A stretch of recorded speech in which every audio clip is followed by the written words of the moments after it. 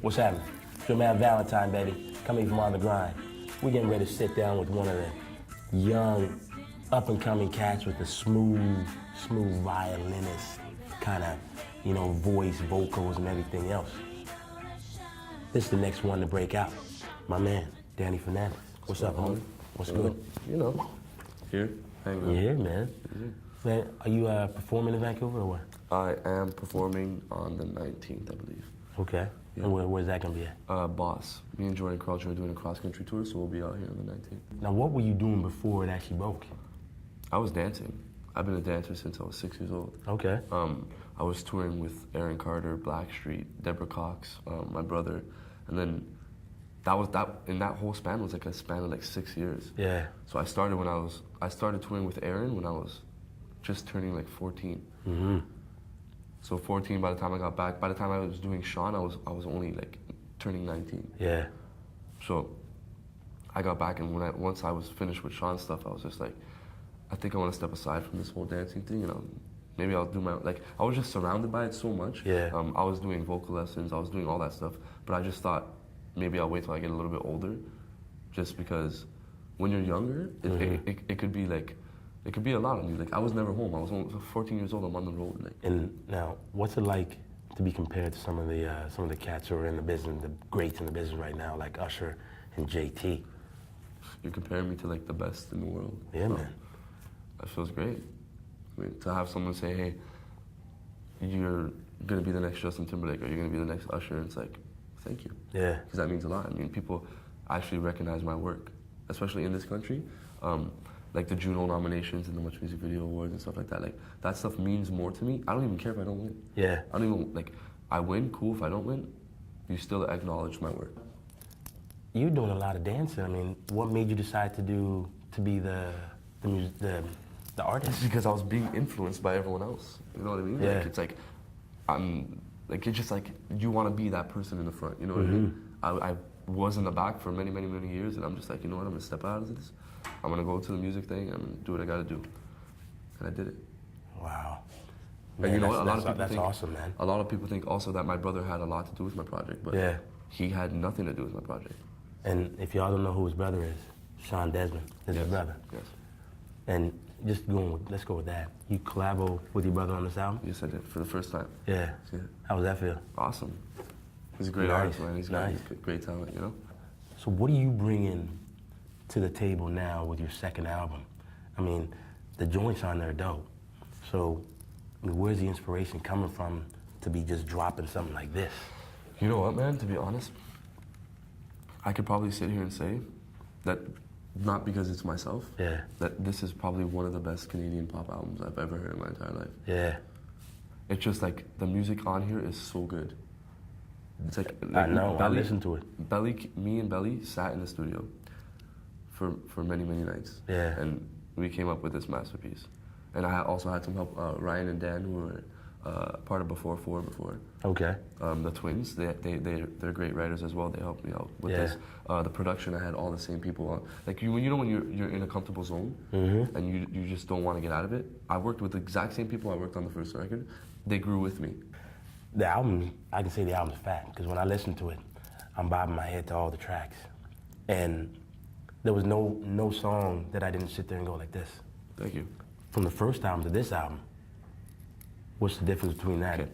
The difference was, I signed to the label. Yeah. Okay, what happened was, in 2008, I released my first single with Joel Santana. Okay, I had no record label. I had nothing. I had a song with Joel Santana. Yeah. Okay. I met so many people networking, so I brought this song to the station myself. I'm like, hey, play this, hey, play this, hey, play this. Eventually, in like 2 months' time, it made its way across the country. Nice. Hit like CHR, like top 20. Yeah. I had no push behind the song. I had no radio promoters. I had nothing. I had a song. That's when CP Records hit me up, and they're like, you have a top 20 single, you don't have a music video, no one knows who the hell you are, and you don't have a record deal. Yeah. They're like, let's do it. I'm like, okay, cool. That was my goal. Like, you know what I mean? Like that was my goal, to like just make a dent, and I made a dent. What happened with this leak in Germany? In Germany. Okay. What was that about? The funny thing is, Curious, the one I released in 2008, was recorded in 2003.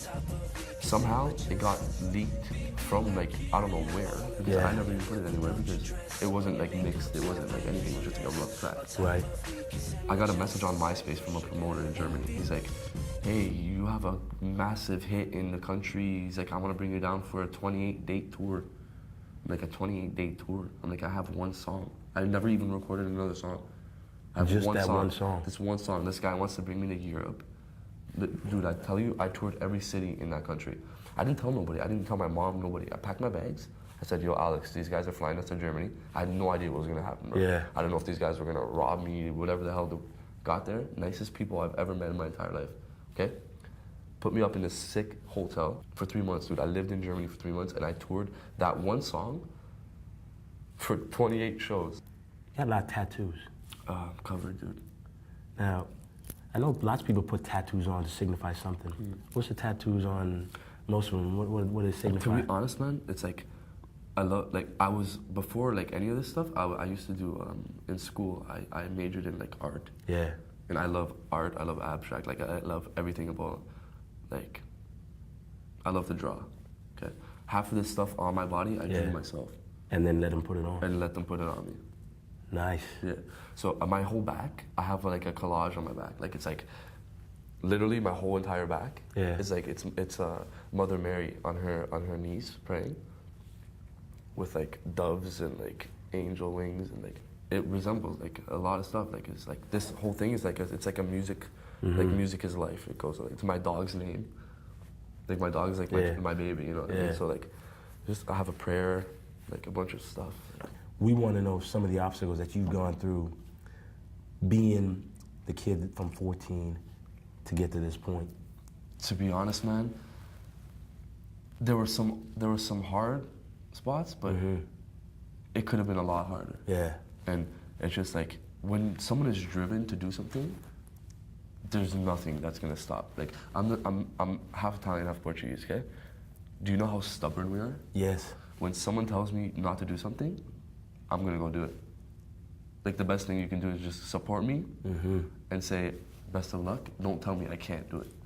Because anybody can do anything they want to if they put their mind to it, you know what I mean? Some of the sacrifices too. Oh, dude, a lot. Like life. Yeah. I can't really like go to malls, but like, or stuff like that. Like, do normal things that I used to be able to do, but I'm doing a lot of things that if I wasn't doing this, I would never do in my entire life, you know what I mean? Yeah. I want to go back to some of the, I mean, we talked about the nominations and the things like that. Now, what have those done for your career so far? Recognition. Like, especially the JUNO is more than, like, Much Music Video Awards, like, the whole experience is just an experience in one. Like, my first year was 2009, and I actually took home an award for Pop Video of the Year.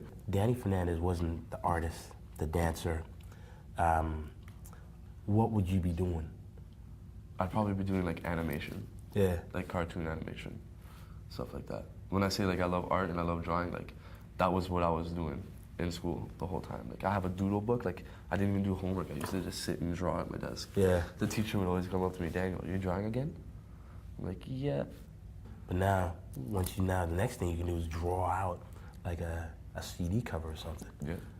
That'd be kind of cool next time. That would be kind of cool, actually. Now, and then we get to the final question of the day, where it's an on the grind question. And being on the grind since you were 14 years old and going out there, these other cats out there right now who are not getting no love from nobody, throwing out their CDs, whatever they're doing, dancing, whatever, not getting any love. What can you tell these cats to keep them inspired to be on the grind? Just keep doing it, man. Because I was, in one point in my life, I was that person. Yeah. I was giving my stuff out. I was trying to do whatever I could just so someone can notice me. Yeah. Like I said in the beginning of this interview, that sometimes you're gonna feel like you want to give up. You're gonna feel like this is not gonna work. But you know what? It's time. Nothing happens overnight. I promise you that. Like, it doesn't happen overnight, and I'm living proof that it doesn't happen. It took like 7 years. Yeah. But I didn't give up. We want to know something that no one else knows about Danny Fernandes. I'm scared of fish. No one knows that. They do now. I have a phobia of fish. Since I was like a little kid, I go on vacations. I go to like Cuba and Mexico. I will not put my foot in that water. You don't swim with the dolphins, did you? Dolphins. I'll probably faint in the water. If there was a dolphin next to me, I'd probably pass out. Oh, and man. drown. So what's next for you, man? Besides the album? What I'm focusing on is this album and touring. Hopefully, we're gonna get out UK soon. Okay. And take over the country and the world with this album. Nice. Album's called again? Automatic Love. And it's coming out when? It's already out. Already out? Yeah. Man, I want to thank you for doing this, man. No problem. That was sweet. It's my man, Danny Fernandes. Automatic Love, baby. She's on